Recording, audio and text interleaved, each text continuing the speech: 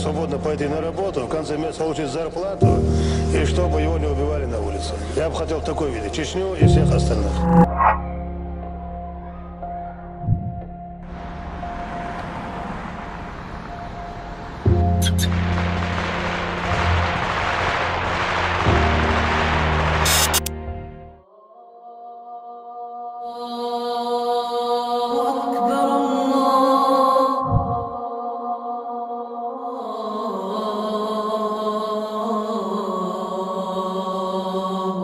لا لا فوق منافق دعوتهم أساسا дело да أشبه حالة и не сурово. Как бы что бы ни было, наш народ будет жить достойно. Это наша столица и любимый город Грозный.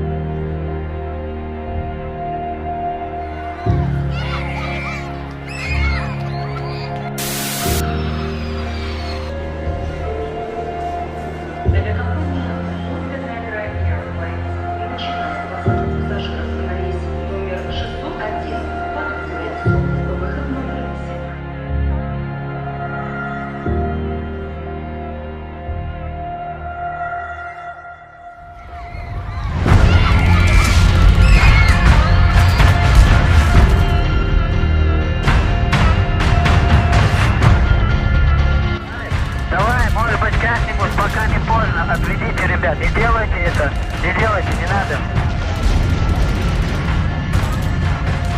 Я должен защищать свой народ, которым мне доверили свою судьбу. Я буду это делать.